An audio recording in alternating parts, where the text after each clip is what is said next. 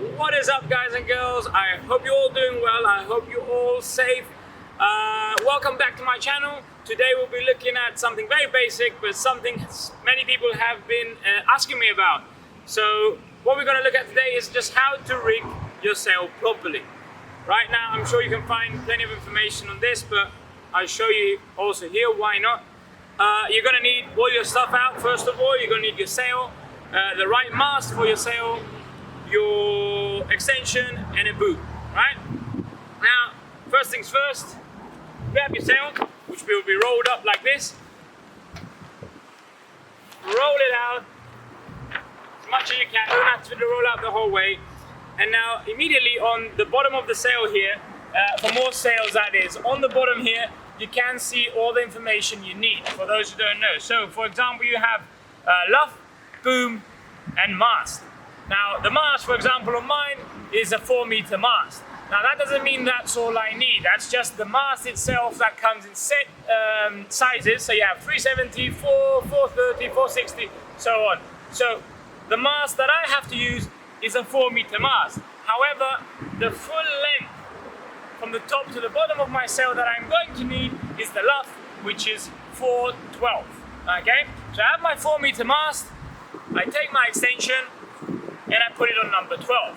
Now, if you haven't got an exact number 12 on your extension, this does depend on the extension. For example, mine goes 5, 7.5, 10, 12.5, 15. Anyway, so if you haven't got the number you need, always put it one number, the next available hole above, okay? So I've got 10, 12.5, 15. So obviously it's not a 12, but it's close enough. 12.5, I put it there, but I would never put it on 10. That would just be not enough, okay? So I've got my extension set on 12.5, the right size, and now I take my mast. Now there's two ways you can do this. On a small sail, I like to put in the piece of my mast one by one. You can just join the mast and shove the whole thing in, but I like to take the top part, put it in the pocket here, slowly fit it through, nice and smooth. Find top hole, so be careful, make sure you get into the hole of the sail and then start to push it up. Now it is better if you unroll your whole sail. I usually just push it through and it unrolls it itself. With a big sail, this could cause a lot of pressure to the sail, so it might be better to just unroll the whole thing if you can. So I leave a little bit out from the top part, grab my bottom part of the mast, shove that in, and then keep pushing in, and the sail unrolls until I get as far in as I can. Then I take my extension, shove that in, now no tying here, just as it is, push the sail to go all the way to the top. Now you will feel it go all the way to the top, and you feel that it will click feeling, right? Now, when you feel that click feeling, but it's better to always go to the top of your sail. Let me put it here so you can see. So you go to the top of your sail, right here. You put your finger in, and then you can make sure that the mast head has gone onto the little tab that it has at the top of your sail here. You can even look inside if you like, but just put your finger, feel that it's in, make sure it's gone in correctly. If the sail has not gone in correctly, when you pull the downhaul, the mast might pop out the top of the sail and very likely also damage your sail, right?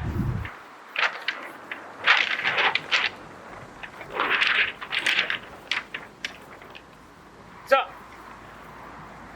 we have the mast in, it's gone all the way to the top, put it up there, and now we are going to tie the bottom of the sail. Now this is usually the tricky part, and the truth is there are several ways you can do it. Also, different systems have different ways. So North Sails has a different way, the Neil Pride might have a different way, Gaston might have a different way. So you basically have to find what way suits your extension, right?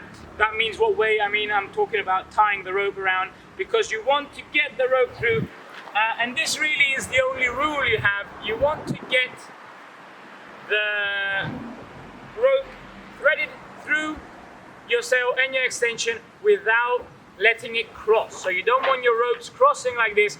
because when you're riding, they might be rubbing against each other, and then they snap, and that's it. You're stuck out in the water with a broken downhaul. Right, so let me just bring you a bit closer so you can see what's going on.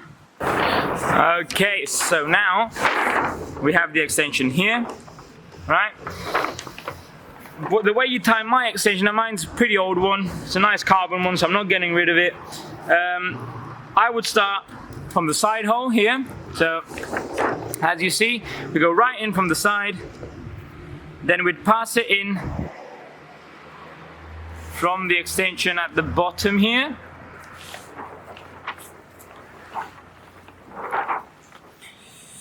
And already we're not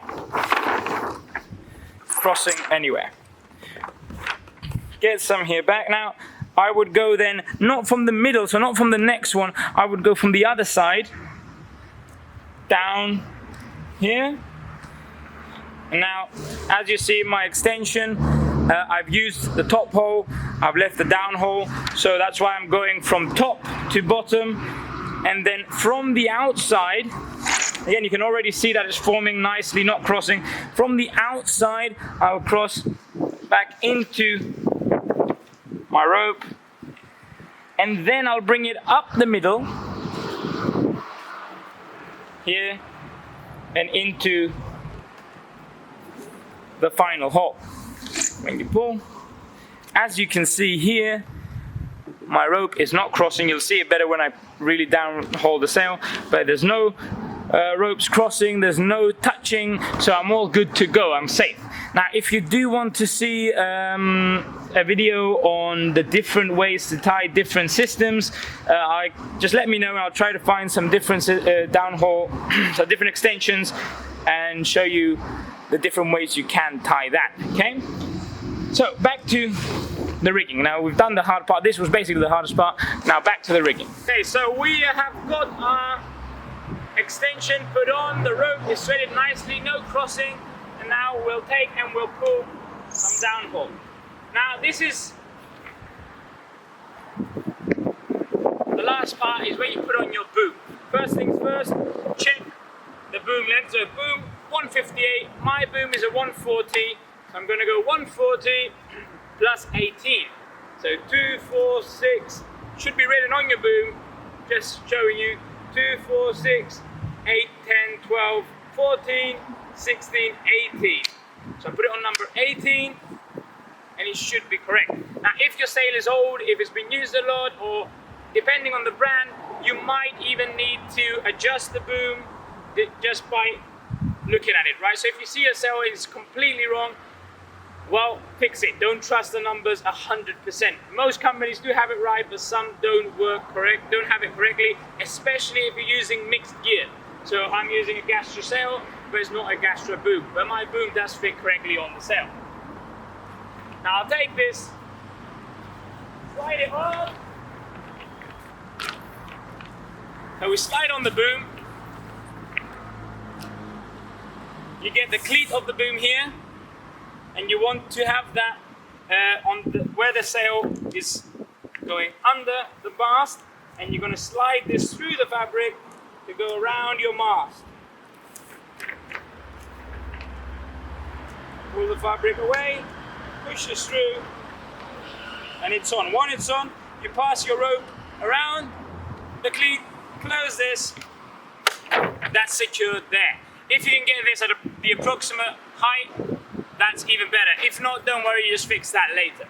Put on the boom. Once you put on the boom, what a lot of people do for speed's sake, or this is a lot of times what the pros show you, but the pros all ride brand new equipment, they're sponsored obviously, and a lot of us have old equipment, used equipment, crashed, damaged, so we want to take care of it as much as we can. And I believe that once you put on the boom, what a lot of people would do, they would pull all the way from the clew first to have that part ready, and then adjust from the bottom to find the perfect downhaul that they need. However, I insist for everyone that first you put on the boom head, you pull some downhaul approximately where you think it will be. It doesn't have to be all the way, right? Just pull some downhaul so you're nearly in the right place. Then go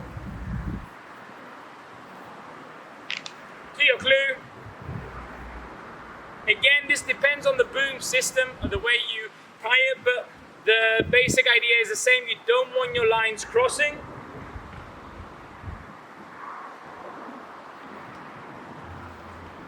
Pull your boom all the way where it needs to be.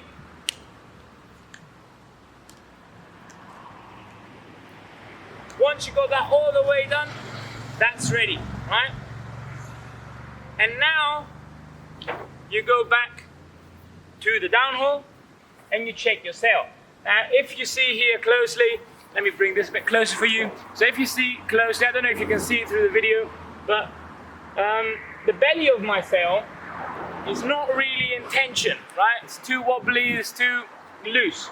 So we don't want that. That's bad for your sail. That's bad not only for the power you're going to be taking in the sail and how the sail will feel, but also if you crash and your sail is like this, it's more likely that you will damage your sail, right? Or even just break it completely.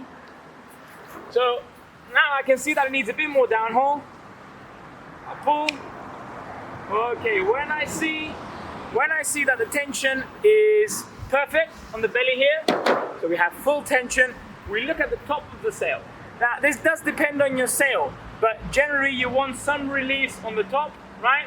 Starting from the top, going maybe from the first and second batten from the top, that the sail would be loose on the edge. That's the release of the sail. That's where the wind comes out, and you always need a little bit, right? Now for freestyle sails like this one, it can be flatter. As you see, I do put some release on mine because I have plenty of wind, but I don't go crazy with it, right? I do leave it as stiff as possible, simply because that's how the sail works. So you do not have to know about your sail. But most sails, wave sails, freeride sails, etc., they need a nice big belly, full tension on the belly, right? So you don't want to see any wobbling on the monofilm, and a nice release exit there on the top of the sail to allow the wind to come out, right?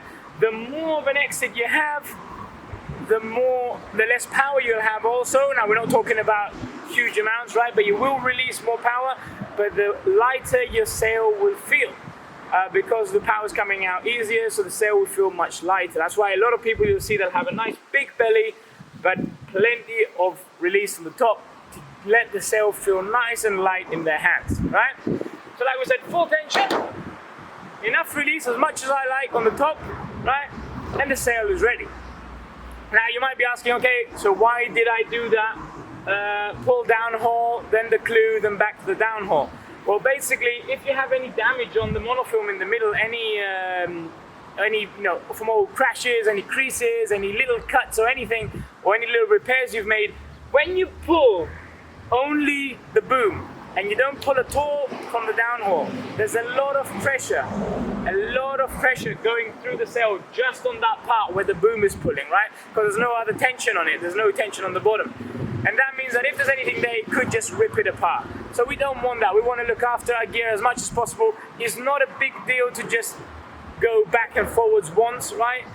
So if you want to take care of your sail as much as possible and you don't care about saving 5-10 seconds or whatever, put on your boom, clip the head on, come to the downhaul, pull approximately what you think you'll need, go to the clue, and then back to the downhaul and pull as much more as it needs, or even release if you've overdone it on the first go.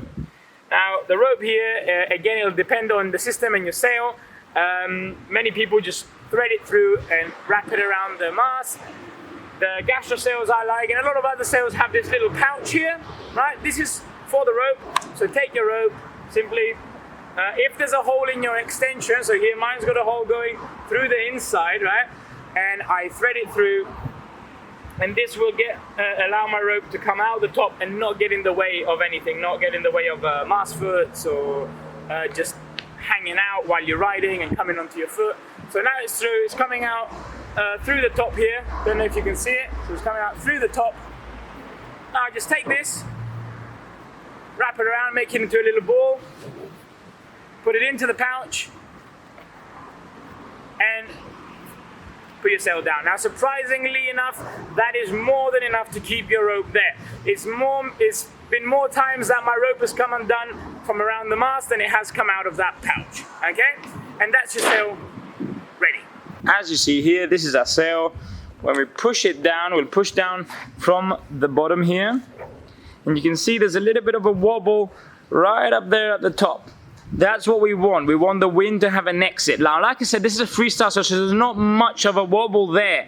Other sails can have a much bigger exit on the top, right? But at the same time, as you see, the center of the sail here, the main belly is in full tension. There's no wobbling, the monofilm is fine.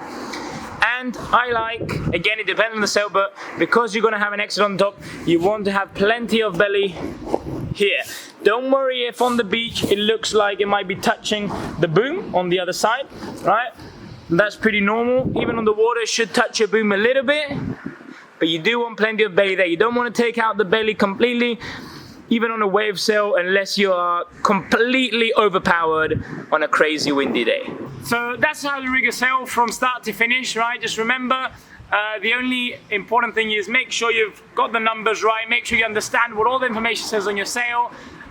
Take it nice and slow, don't force the sail in any way, it doesn't need to be forced. And once you do the boom part, like I said, I prefer to put the boom head on, pull some downhaul, go to the clue, back to the downhaul, set it perfectly, and then I'm done, okay? And that's basically how to rig a sail. I hope you enjoyed the video. If you did, do drop a like, comment with any questions you have or anything you want to see in the future. And like I said, if you have any ideas for any future videos, do let me know, and subscribe to the channel if you want to see more. So, happy riding guys, see you, have fun on the water.